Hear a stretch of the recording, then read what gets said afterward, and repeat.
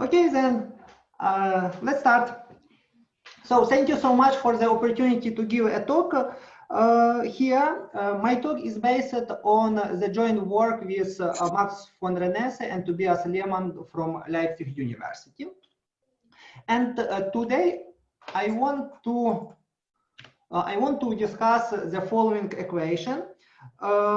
So I want to discuss the existence and uniqueness to the following equation, which is called the Dean-Kawasaki equation. And in this equation, so mu t is a continuous measure-valued process in Rd. The function delta f over delta mu is the functional derivative of function f, which is defined by this kind of formula. W dot is a space-time wide noise, and lambda is a positive parameter.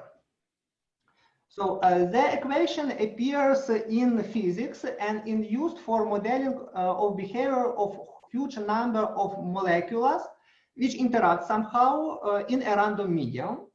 And the equation was first derived by Dean and Kawasaki independently. And later I will tell a little bit about the idea of Dean, how he derived this equation. And after that, so you will understand better which model the equation describes. Now I just want Vitalii, can I ask you to repeat the definition of the derivative with respect to the measure? Yes. So we just take, let's consider more carefully this. So we just fix a measure mu. So I will consider only finite measures. We write, so epsilon plus delta x, where delta x is a delta measure. We write such kind of increments and divide it by epsilon, and then make epsilon going to 0. And then we say that the derivative exists if it exists for all x. So I mean the function is differentiable if the derivative exists for all x and for all nu, and this function, the derivative of this function is also continuous with respect to both variables simultaneously. So then we call that the function is differentiable. Okay, let's go. So and f corresponds for the interacting between particles. So in spite of the big interest in physics to this equation, it is not known whether the notion of solutions to this equation, it is known whether the equation is well posed. The first problem is that from the point of view of the theory, of the modern theory of stochastic partial differential equations, like regularity structures or para-control distributions, this equation has very bad regularity because of this term. And the Laplacian is not enough in order to increase this regularity to get the existence of solutions. So that's why the modern theory of stochastic partial differential equations doesn't work here. But excuse me, Vitalii, can we just try to, in order to understand this equation better, just to consider some example of this summands, supposing that mu, for example, has density with respect to Lebesgue measure, will it simplify something or not? Yes, so we will do this because in one slide. Okay, so I prepare the example, so and I will give a solution to that equation. But at the moment, so even we do not know what is the solution to this equation. I just wrote something, some of terms. Right now, I think that in my case, I even don't understand what is written. Yeah. Yes. So that's why I would like to do step by step. So first of all, I would like to just write the definition of solutions, and I will do this on next slide. And after that, so I will give the examples, and I will explain this equation better. Okay. Okay. So consequently, today I would like to answer the question about the uniqueness and existence of solutions to this equation in the case when this function f is smooth here. So, and first of all, so let's compare this equation when the function f, when this, we don't have this term, the function f is equal to 0, with some other equation, which is very famous equation, the equation for super Brownian motion. So, this is the Dean-Kawasaki equation, which we study. This is the equation for super Brownian motion. The main difference here, you see that it is only the divergence in the equation. So let's consider the equation for super Brownian motion. So it is well known that there exists a continuous process such that if we denote these brackets, just integration of function phi with respect to the measure nu, then phi of this process nu t, which is called the solution. No, sorry. Yes, can you back to that super Brownian motion? So in the case of the super Brownian motion, actually this equation can actually be written as an equation of its density, right? So I just will try to make a connection. Right. So as I know, it can be done in one-dimensional case. So we have the similar equation for density. Right, so and then you can think about mu just as a usual function, and then it is clear what is square root and so on and so forth.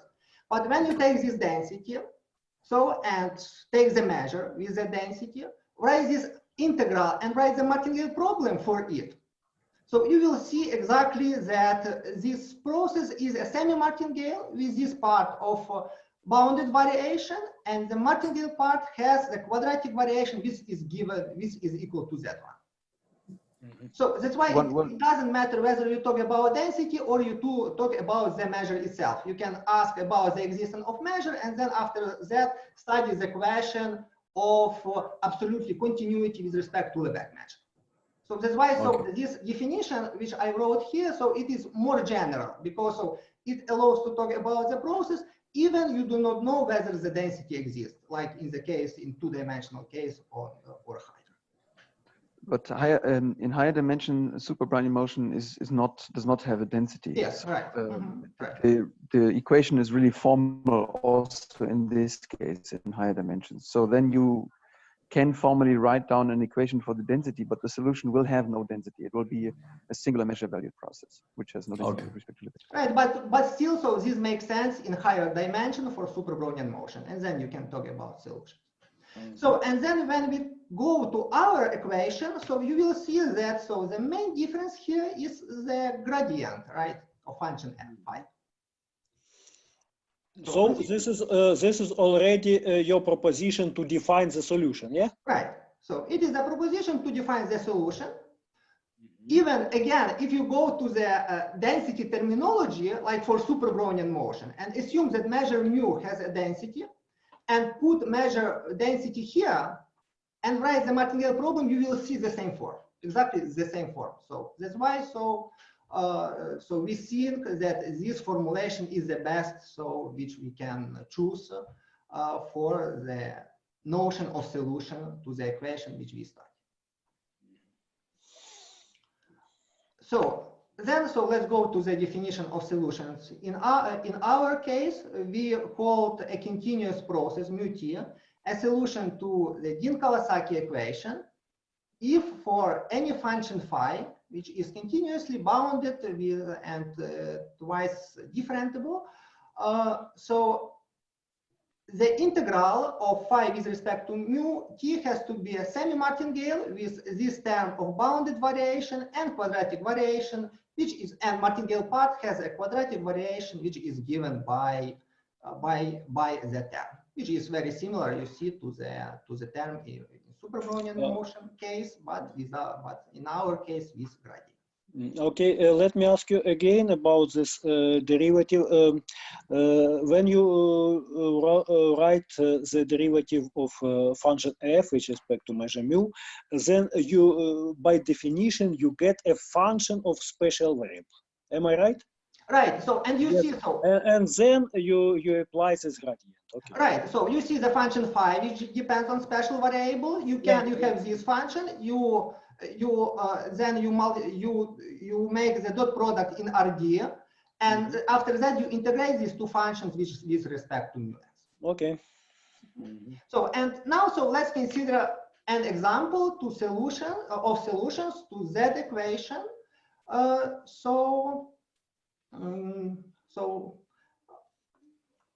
And also now I would like to explain the idea of Dean, how Dean derives this equation.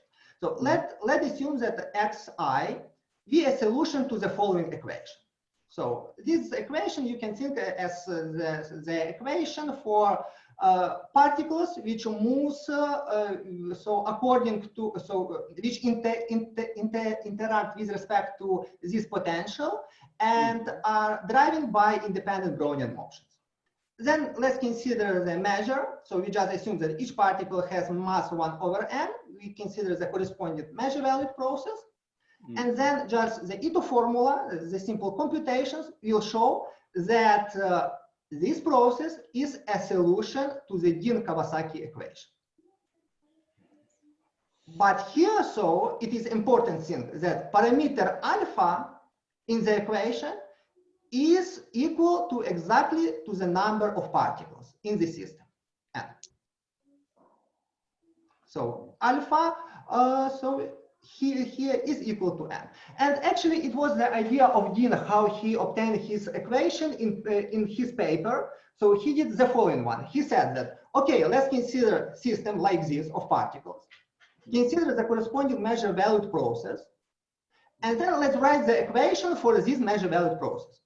So he did this and he obtained the closed form for measure valued process. So he obtained this kind of equation. Vitaly, let me interrupt you. You see, I'm not clear about the transition from this independent Wiener processes to Wiener noise W with dot in the last equation. How Dean did it? So, look, so at least in this case, right? So yes, exactly. I'm talking about exactly this case of finite number of particles. Yeah. So it was the following one. So when you write the Ito formula, you will see the part of bounded variation which will equal to exactly this term. Yes, more or less. Then the stochastic term, it is a martingale. Which is not closed with respect to measure mu. There of course is no spherical Brownian motion. But when you compute the quadratic variation of that one, so you will see some function, and this function has exactly this form. Even for n-dimensional Brownian motion, it will be just the integral with respect to this delta measure, and you will have the sum there. Right? Let's check again. You have independent Wiener processes, yeah? Right. Yes. And then you take Ito formula from the measure, yeah? Right. Okay. Okay, I see. So, and you will get the term. And then it is the assumption which is done by Dean. He said that, oh, okay, we see the closed form of the quadratic variation of this martingale. So that's why, so let's assume that the stochastic term here, so in the Dean-Kawasaki equation, has this form, because when you test the equation by function phi and compute the quadratic variation, you will get the same formula. Okay. So just because of properties of cylindrical Brownian motion. This is very stage, because you apply not only you consider not only generalized noise W with respect to space, you also apply some delta function to space and so on. In this, at least in this case of singular measure. Okay, so it was motivation. So, what is the sense of the derivative? Yes. Vitaly, what is the sense of derivative delta f over d mu? Why can't you just write arbitrary function of measure mu? You see, it was also my question, because it is not a very good notation. Like, it must be like Frechet derivative of no, I understand that this is Frechet derivative. Why do they need it? Why don't write just plus gradient of, or just some function of mu t times xi? Let me just write something. So I'm not strong in physics, but I just write what Dean wrote in his paper. So he writes that if you take the function f plus the integral of the measure mu, just the density of mu dx. So with respect to Lebesgue measure, logarithm mu dx. And this one, you compute the derivative, functional derivative of this function, you will get exactly this term, this term which is written here. So this integral will give you the Laplacian, that will give you the function, with delta here. And then he calls this term the cross gradient free energy of the system. But can I make it? Probably Max can make some comment. I just wanted to make a comment that this is, in some sense, this gradient operation which you have there, if you forget about the white noise part, and if you forget about the Laplace term, then you get a formal description of a deterministic dynamical system. And this deterministic dynamical system would be exactly the gradient flow of the functional f on the space of probability measures if you work with the Wasserstein metric. So this strange drift term there, which also contains this abstract derivative, is exactly the formula that you also obtain in optimal transport theory. So that's why I like this term a lot, because it's so familiar there, right? So and secondly, it tells you in some way that this dynamical system which you have there is something like a drift diffusion equation, or it's like a conservative diffusion system. So the you have a correction. So you have a dynamical system which is driven by a vector field, and the vector field is not an arbitrary vector field, but it's a gradient type vector field on the space of measures. So therefore you have a better subclass of equations that you want to consider. So you don't take a general function f, which depends on the measure mu, but you want to assume additionally that this function which depends on mu is in fact some abstract derivative of something. So it is a conservative vector field which drives the equation here, right? So that's the analogy here. So in a finite dimensional ODE, you can have a finite dimensional ODE which is driven by a general vector field, or you can have a finite dimensional ODE which is driven by a gradient vector field. And the theory for gradient vector fields is much better than the ODE theory for general vector Max, fields. but here there is a second derivative. The first is delta f over delta right, mu, that's the Frechet derivative. Gradient. That's the first part is the Frechet derivative. That's correct. Yes, and the I second, understand gradient dynamics. It's very natural, yes. But yes. why do we need to differentiate f over d mu? Why do we need? Why don't consider gradient of f of mu? So you have some function of two variables, mu and x. Yes. And you differentiate just with respect to x. Why do we need derivative with respect to mu t? What is the physical sense? That's exactly the Frechet derivative. I understand that this is Frechet derivative. This is just, a physicist writes this as the functional derivative. So there is a function f which associates to a measure a certain energy quantity, but the system is driven by the derivative of the energy. But here it's an infinite dimensional space, so you have to take the derivative in infinite dimensions, which here is the Frechet derivative. And so this df by d mu is just the Frechet derivative. It's the Euclidean flat gradient, but just an infinite dimensional space. Andrei, let me also make a remark that here we have mu multiplied by this gradient, by this function. So maybe we have to consider this term together. So not only df with respect to d mu, but this gradient and then multiply by mu. This is like a logarithmic derivative of the function of the measure. This is again, maybe this is the mathematical sense that we have some operation which leads to another measure, and then we can apply it to test function. Okay, let's go fast. Okay, let's go. Okay, thank you, Max. So my statement today is the following. So I'm sorry. So it turns, so let's assume that the initial distribution, so initial measure is a probability measure. So by the way, it covers any finite measure because we can do the rescaling of the system. So and then we will get the same equation. So that's why, so we can assume that the measure, so at the beginning is just the probability measure. And let's assume that the function f is b-bounded and twice continuously differentiable function in mu and in x with bounded derivative. Mm-hmm. Then the equation has a solution, and this solution is unique if and only if alpha is equal to n, and the initial position is the sum of delta measures. And moreover, the solution in this case, when alpha is equal to n, is given by that equation.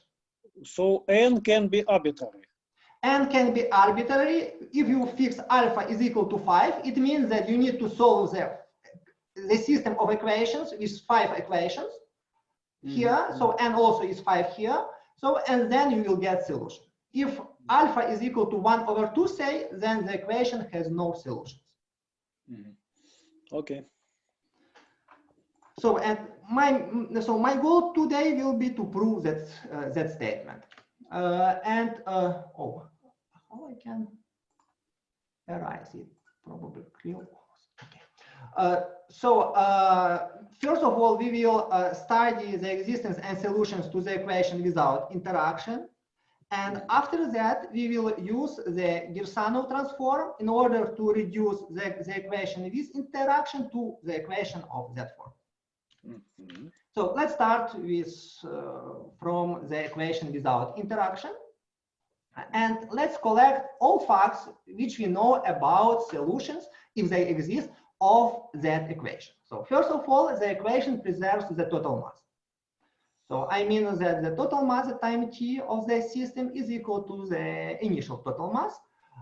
The reason is because when you take phi that is equal to 1, you write the martingale problem, you will see that this is a semi-martingale, this term is equal to 0, and quadratic variation of this of the martingale part also is equal to 0.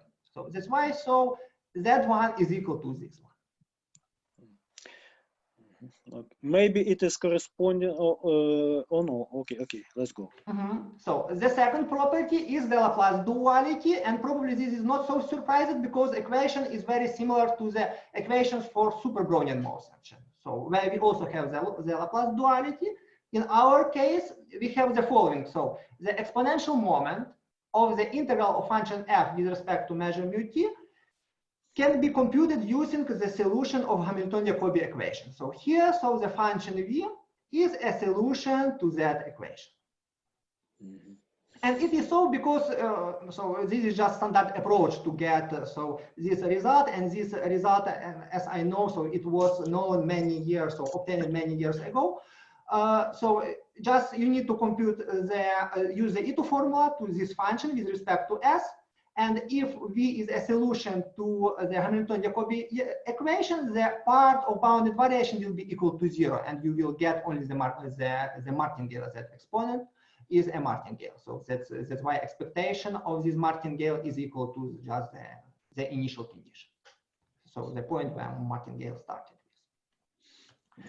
But so here, so we was lucky because we can explicitly write the solution to Hamilton-Jacobi equation.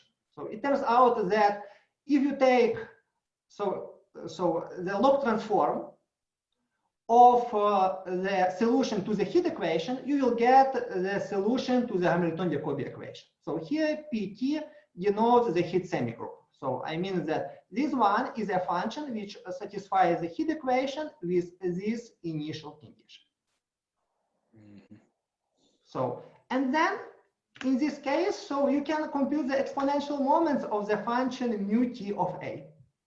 So just the, so for any set a, so and any non-negative t using the Laplace duality, you see that this expectation, it is okay, the same as we put the function f that is equal to indicator function using the precise form of the solution to the Hamilton-Jacobi equation. So you see that, okay, I'm sorry. So this one is a solution to the Hamilton-Jacobi equation with the initial condition, which is the indicator function. So by that formula, you get that here you have exponent to the some constant and multiplied by indicator function. So consequently, exponent itself can be written as a linear combination of indicator functions. All right. So and we do this here. So and you see that it is exactly that one. So here you have only the solution of heat equation, which starts from this initial condition. And now we can replace so exponent e to the power minus r, because it is here also by s that is positive, and we can compute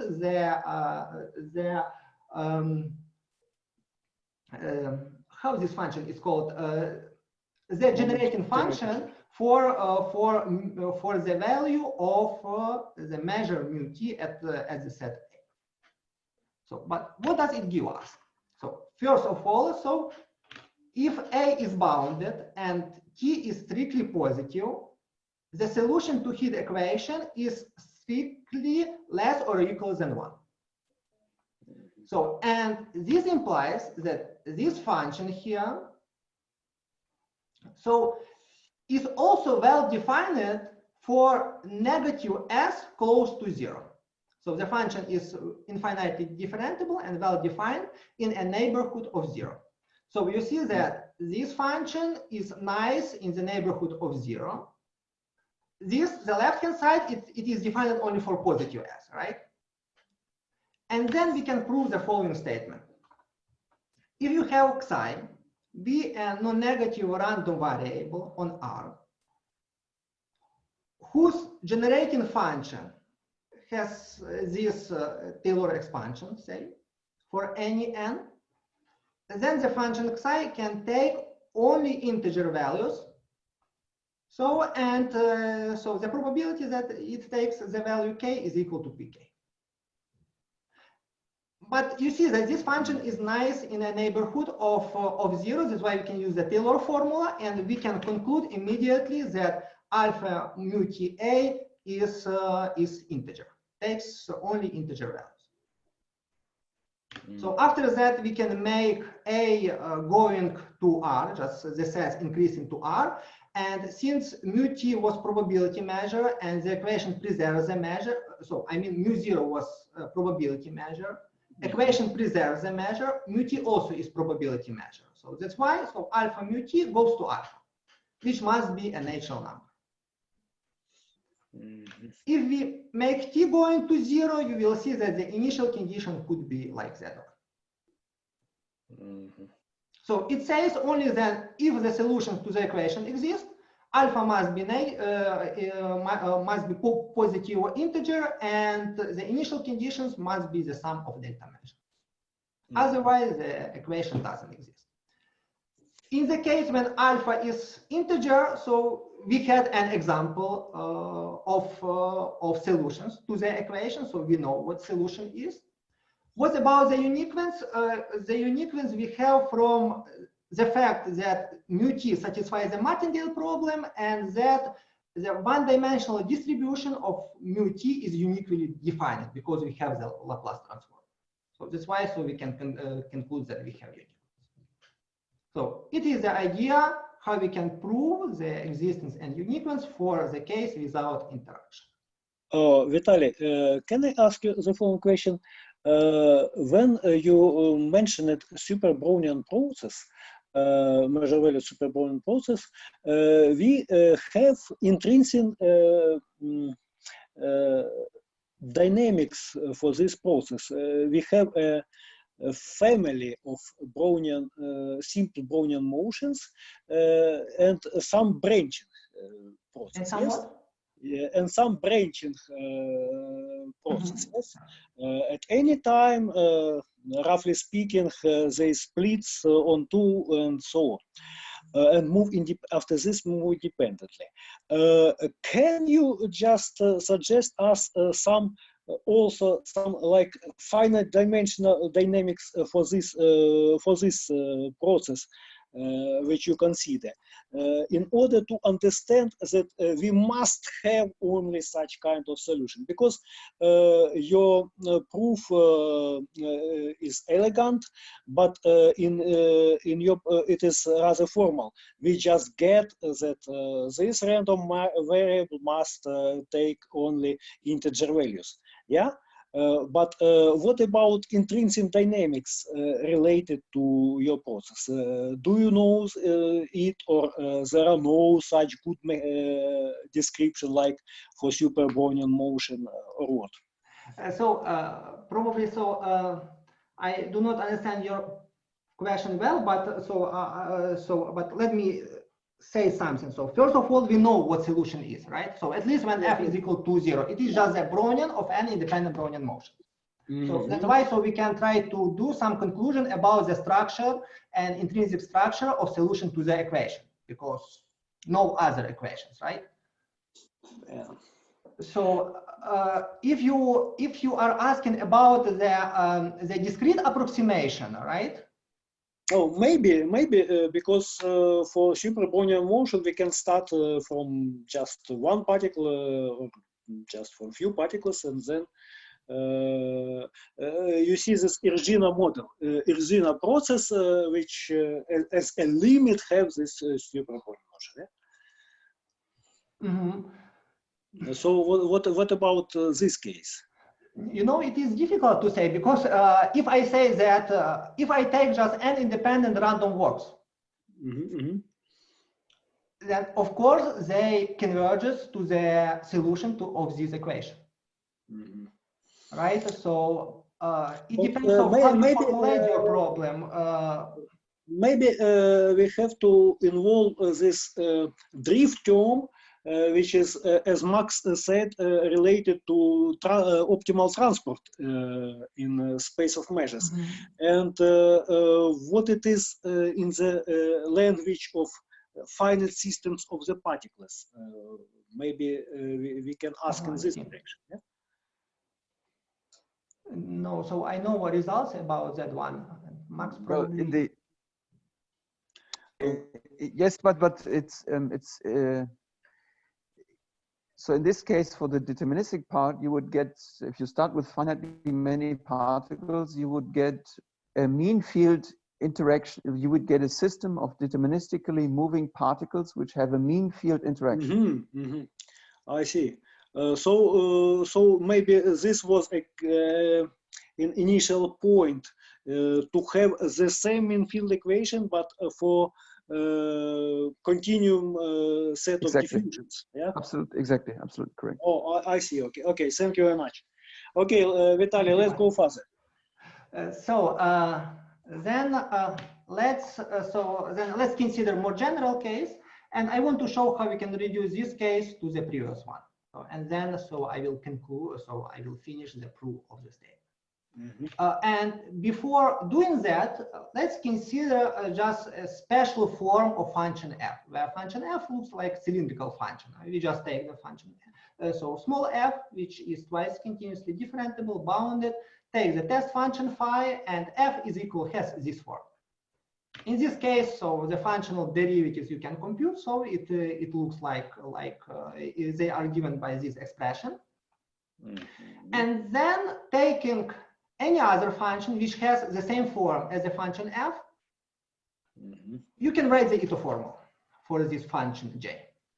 So just compute this explicitly using this equality, just using the Ito formula in RD.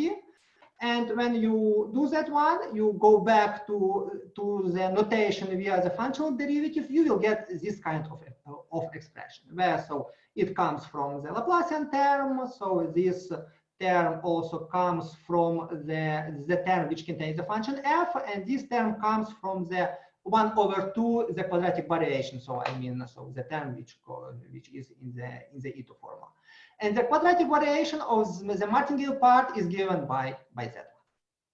So you see, so it has a closed form. And then, so using this martingale, so we can do the Gersano transform. So just take a new measure on a probability space omega fp, which is given by that formula. And then, so just the standard Gersano transform in RD gives that the mu t will be a solution to this kind of equation on the new probability space. Let me explain why it is so. So, because if you take the old probability space, consider mu t as a solution to the Dean-Kawasaki equation, you know that the integral of function phi with respect to mu t is a semi-martingale, is this bounded variation, and the martingale part here, which has quadratic variation like that one. Then the quadratic variation of the martingale part of g of mu t is z1. By the polarization equality, you get that term, and then in the new probability space, you will get one additional term, one additional integral plus the martingale part, where the quadratic variation of martingale part is the same. So that's why, in this case, taking f is equal to j, and doing the Gersano transform, you will be able to kill the term. And you reduce everything to the equation which we had before. So, and you see that here the key point here in the proof was that we had the Ito formula for the process g of mu t for this process. So I mean, we have this Ito formula. So the same we can do if the function f and j has more complicated form. It is just so you have more test functions, and using so just the Ito formula, you get exactly the same expression. So in this case, we also have the uniqueness and existence. So that's why. So if you want to do this in general case, you again want to have the same Ito formula. And the strategy could be the following one. Let's assume that you can approximate mu and j by function of this form. But not only the function f and j, but you can approximate simultaneously the derivatives, the functional derivatives of these functions and the special derivative of functional derivatives, right? You can approximate Vitaly, what does it mean approximate? So I mean that there exist fn and gn sequences of functions which have such form, such that for any, say, which are bounded, because so we assume that f is bounded, so that's why fn are bounded, all derivatives fn are bounded, and for all fixed mu and the special variable x, they converge. So it approximates like pointwise. Right. Yes, I think it is enough because of just you can use the dominated convergence theorem. We have a little bit stronger approximation. We have pointwise for measure mu and uniformly in some sense uniformly for the special variables. I will tell about this. Do you think that you can do this for arbitrary smooth function f with respect to measure mu? So we can do this when the functions are smooth and bounded. So smoothness is needed because we want to talk about derivatives, and boundedness. Okay, so we use the boundedness in our proof, so that's why we can do this. How you can do this? Yes, and that it will be done in the next slide. In a couple of next slides. So we use the idea of Bernstein polynomials. So first of all, I want to consider the case when our measures are not on the whole space, but only on the box, on the rectangle. Let's consider first of all this case. And let's consider for simplicity one-dimensional case, just for simplicity of notations, because everything works for higher dimensions. So, and let's recall that the Bernstein polynomial for function f, which is from 0, 1 to r, defined by that formula. So, and this function is important for me. I denote it by phi k. Then, so we know the following statement, so that for any j, which is m times continuously differentiable function, the Bernstein polynomial will converge to function j. So it means that not only Bn converges to j, but also the derivatives will converge uniformly. So we found this result, say, one can find in general case for d larger or equal than 1 in Vertyennikov paper.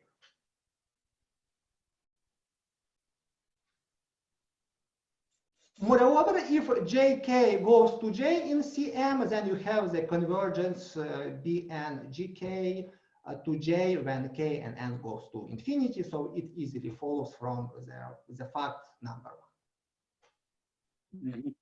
So, and we want to use these polynomials in order to do the approximation of functions. So that's why, as I said, let's work only with measures on the interval 0, 1. And let's consider the point measure, which is just, we have the mass at points k divided by n. And the value and the mass of that atoms is equal just to integral of this function phi k with respect to u. Then the following, we have the following trivial lemma, that xn of v, so it's pointwise convergence to the measure nu. I'm sorry, psi cn convergence to nu. In the topology, in the weak topology of the measures, finite measures on 0, 1. Why it is so? Because when you just test this point measure by function j, you can just see by the structure that it is just the Bernstein polynomial of the function j, integrated with respect to measure nu. That's why, so using the lemma above, you have the convergence. And it is exactly the key for the approximation of functions f, because we can take fn of nu, the composition of function f with this function Cn. And you see, because of this form, that function can be written as some function u of the integrals. And if f is differentiable, it has functional derivatives, then function u also is differentiable. You can easily show that. And then I claim that it is exactly the system which we need, so which will converge to f as we need. So first of all, so let's recall that the functional derivative of function f is given by that formula. So that's why, since Hn of z is Hn epsilon and this sum, you just computing the functional derivative of fn, you can see this sum. And it is the same as you, first of all, compute the functional derivative of f at that point, and after that you take the Bernstein polynomial with respect to the special variable of that derivative. And since f prime is continuous with respect to both variables, the measure and the special variable, you also have the convergence. Also, when you compute the derivatives, the special derivatives of the functional derivative, you also will have the convergence because of the properties of Bernstein polynomial. Okay. And the same for the second derivative. You just have two special variables, and then you need to take the Bernstein polynomials with respect to the first one and the second. So it is the idea of, this is the general statement which we can prove for the approximation of functions, which are defined on the space of measures given on the interval. So let's consider the compact set, just all measures like that one. Let's consider the function f, which is has two functional derivatives, and is m times differentiable with respect to special variable, also is bounded okay, so it is continuous, that's why, so we need only the boundedness here. So on these sets together with the integral 0, 1. Then you have this kind of convergence. So you have uniform convergence, so on MC and the special variables. So it is a general statement about. Let me ask you. I'm not clear about the first notation. N of C. This is what? This is a set of measures or what? Yes, it is a set of measures. It is subset of the space of measures, which the total mass or total measure or measure of all space is bounded by a constant C. Ask you why we have this uniform convergence on this set Fn to F. What is the reason? This space, first of all, so this set is compact set. Yes, yes. The interval 0, 1 also is compact set. Let me stop you. What is the compact set? So this set, NC. NC, this is a compact set in which space? In the space of all measures, finite measures, defined on an interval. We work now with intervals. So 0, 1 compact set. I see. Okay. And then you have a compact when you apply this n. You get compact set of functions, and on this compact set you have uniform convergence. Yeah. Because Stein polynomial on the compact set you converge uniformly. Yes. We use this fact. This fact is crucial. Okay. Yeah. So and the last step which we need to do, so we need to go from the space of measures which are defined on RD, so to the space of measures which are defined on an interval. Of course, this procedure which was on this slide, we can do for any interval by rescaling. So that's why we just kill the measure outside of some large interval. So we just take some function psi and consider the measure, the function which maps any measure to the measure which has a density psi. So roughly speaking, if psi say is 0 outside of some interval, then the measure, this new measure, is supported inside the interval 0 AB. So that's why this map theta psi you can consider as a map from space of all finite measures, so of finite measures on R to the finite measures on the interval AB. And for this, and considering the composition, so if you assume that psi n now goes to 1 in that space, then the composition will convergence to the function f, and derivatives also will converge. You can do this explicitly, just doing the computations of the functional derivatives and so on and so forth. Yeah. So and then you just need to combine these two results. So you just build the function fn. So this first of all you restrict everything to the interval, and then on the interval you do the approximation. Okay. The main idea. Good. So now I have proved the statement because I can approximate the functions by cylindrical functions. It means that I have the Ito formula also for all smooth functions J. So that's why we have the same result via Gersano transform. But I would like to do one additional remark. So because this result which we obtained, so it is rather negative, right? Because it says that the Dean-Kawasaki equation that is so you can find in many physical papers, so has only trivial solutions, right? So consequently, so we can ask, like we had the discussion at the beginning of my talk. So okay, so let's take here any function h. And let's figure out whether this equation can have non-trivial solutions. So what we know at the present day about the general or more general case of this gamma. So one example of non-trivial solution, so it is the Wasserstein diffusion, constructed by von Renesse and Sturm in 2009, and this term gamma, so it looks like it has crazy form, so like that one. So where gaps mu t, it means it is the intervals which do not belong to the support. So it is a maximal intervals which do not belong to support. But you should imagine the solution of this equation just via the approximation. So you just have the family of particles, which which interaction like that one. But when they stick together, so they have the local time which split them. And then when n goes to infinity, so this family can go to a non-trivial solution, which is described by that equation with such a gamma. So it is one positive result, and this solution is unique.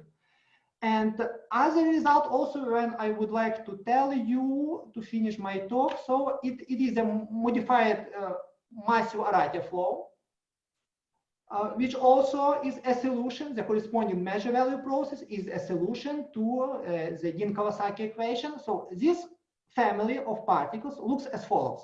So if you know what is the Arati flow, so that is just a family of independent Brownian motions which moves independently, and when they meet, so they stay together and move as one particle. But here we assume that each particle has a mass. So has mass, and diffusion is inversely proportional to the mass of particle.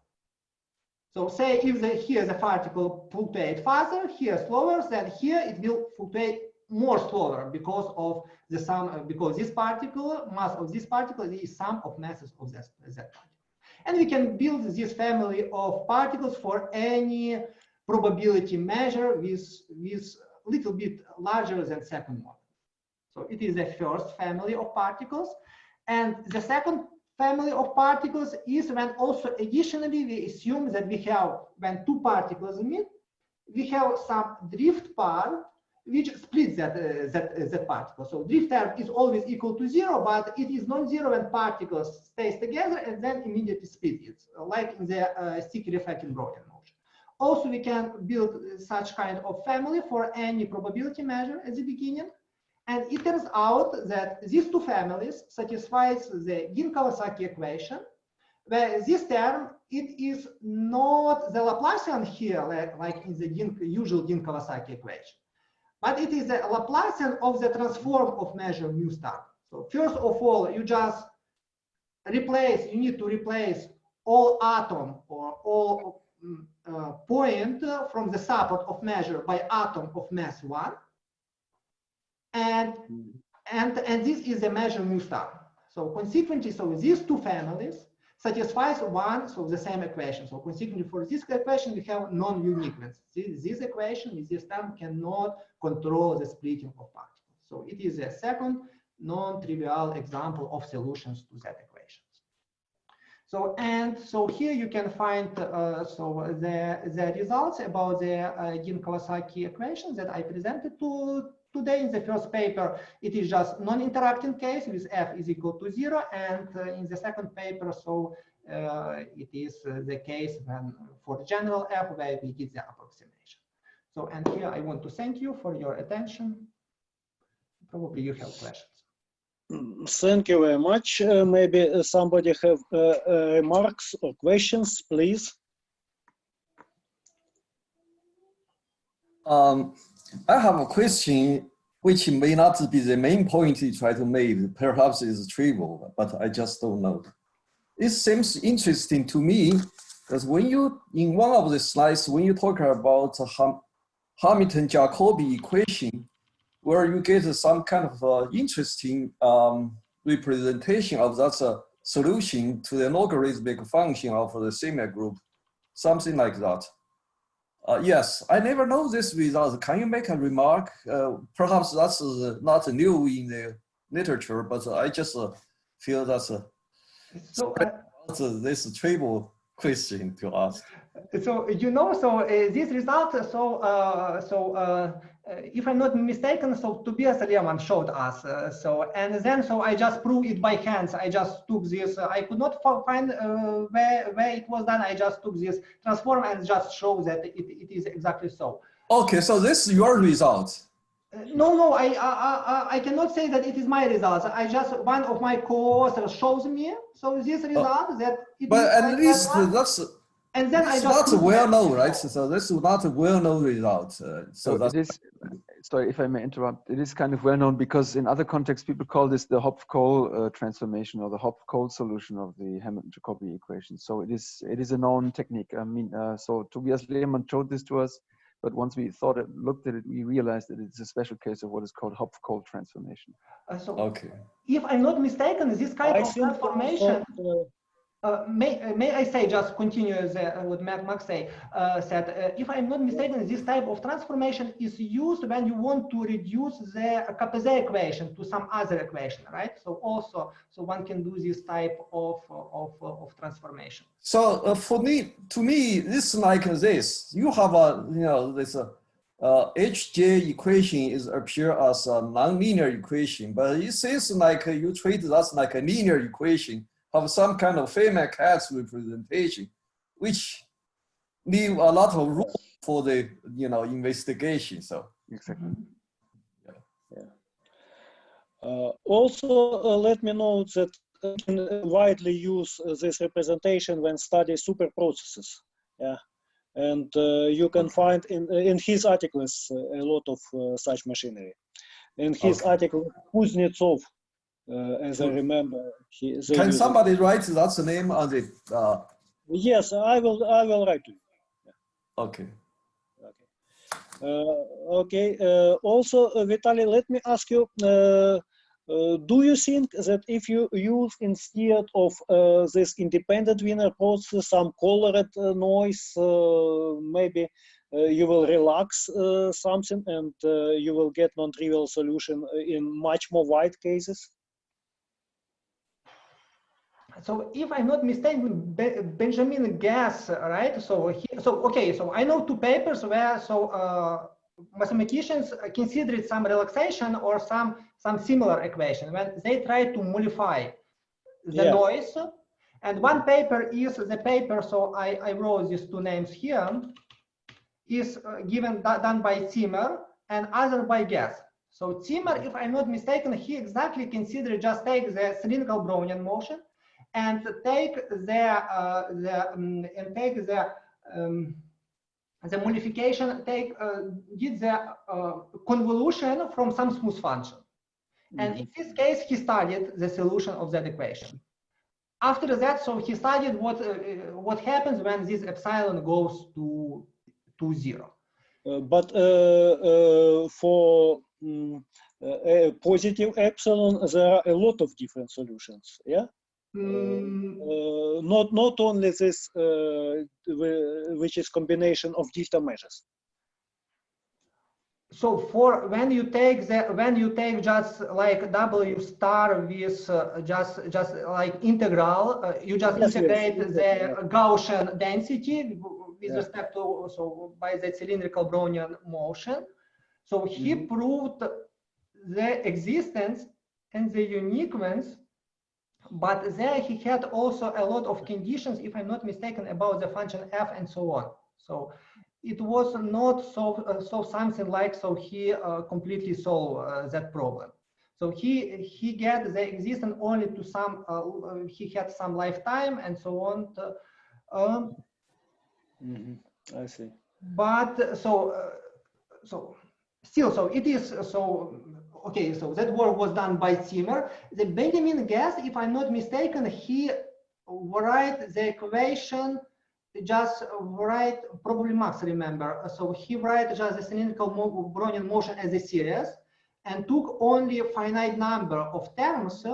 And I do not remember, probably he didn't consider the square root. He considered no, they do consider the square root, but they take a truncated sum of noises. So in that sense, it's a regular noise. And of course, if you take not full white noise, but smoothened noise, which is trace class or something like this, then you get really non-trivial, spatially extended solutions which are not atomic. That's correct. But then if you turn away the regularization of the noise, then the thing collapses again to these single particle systems or to these finite particle systems. So my interpretation of this noise term, by the way, is so that it actually leads to a concentration of these particles, and it does not lead to diffusion of so in fact, if you look at this, such as an SPDE, where you have the heat operator on the one side and you have the noise on the other side, the heat equation, the deterministic part, leads to a spatially diffuse system. It regularizes the system. And the noise part leads to a concentrating effect. So if the noise is really crazy and really tough, then the concentration will be so strong that eventually you will have just finitely many points. So that's my interpretation of it. And if in the case of the Dean-Kawasaki equation, the two effects are exactly on the same scale, such that you have only solutions in a very rigid relation between the two terms. It is interesting because in your interpretation, when you mention this deterministic case with optimal transport equation, then you consider this Laplacian together with the next term which contains gradient multiplied by mu and so on. So it seems from the first look that this transport equation does not allow particles to diffuse, because if we have some simple measure, it goes to the simple measure. And then, but it is surprising that even without this drift term, you also have such a result that there are no non-atomic solutions. I'm not sure if we have this result, by the way, what you just said at the moment. So if Vitaly just give a proof that without, let me check. Okay. Yes, correct. So the full SPD, yes, correct. Yes, yeah. Exactly. If you have the noise in the system with the full noise, then you have only atomic solutions. Yes. Yeah. Yes. Okay. Okay. Some other questions? Okay. If there are no questions, so Vitaly, thank you very much again. And as we expect, next time, Max, will be your talk. Yeah. Yes, I will give a talk, and I apologize for my bad communication. I will talk about. I will give a talk, and I will communicate the abstract today. Thank you very much. Okay, so we expect next talk from Max next Tuesday. Thanks everybody, and goodbye.